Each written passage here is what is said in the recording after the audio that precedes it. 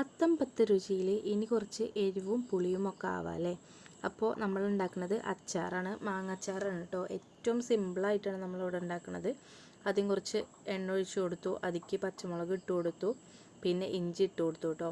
പിന്നെ അതൊന്ന് നന്നായിട്ട് ഇളക്കിയെടുക്കുന്നുണ്ട്, ജസ്റ്റ് ഒന്ന് ചൂടാവാൻ വേണ്ടിയിട്ട് ഇളക്കിയെടുത്തിട്ടുണ്ട്.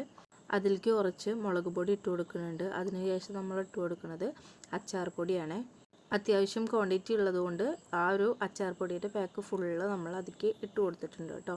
എന്നിട്ട് പിന്നെ കുറച്ച് മഞ്ഞൾപ്പൊടിയും കൂടെ ഇട്ടിട്ട് നന്നായിട്ട് ഇളക്കുന്നുണ്ട്. നല്ലോണം മിക്സ് ചെയ്ത് കൊടുത്തതിന് ശേഷം എരിവ് കുറവാണെന്ന് തോന്നിയിട്ട് കുറച്ചും കൂടി മുളക് പൊടി നമ്മൾ അതിലേക്ക് മിക്സ് ചെയ്തിട്ടുണ്ടായിരുന്നു കേട്ടോ. അച്ഛൻ അച്ചാർ ഉണ്ടാക്കുന്ന സമയത്ത് നല്ല എരിവും പുളിയും ഉണ്ടാവും കേട്ടോ. നല്ലോണം എരിവും പുളി ഇട്ടിട്ട് തന്നെയാണ് ഉണ്ടാക്കുക. പിന്നെ നമ്മൾ കുറച്ച് ഉപ്പ് ഇട്ട് കൊടുത്തതിന് ശേഷം അതൊന്ന് ഇളക്കി കൊടുത്തതിന് ശേഷം നമ്മളിനി വിനാഗിരിയാണ് കേട്ടോ ഒഴിച്ച് കൊടുക്കുന്നത്, സുർക്ക.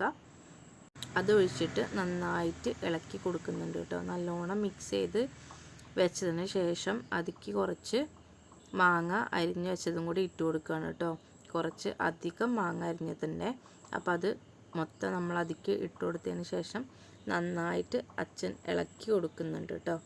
നല്ലോണം മിക്സ് ചെയ്തതിന് ശേഷം നമ്മൾ വെളിച്ചെണ്ണയിൽ വറവിടാനായിട്ട് ചെയ്തത്.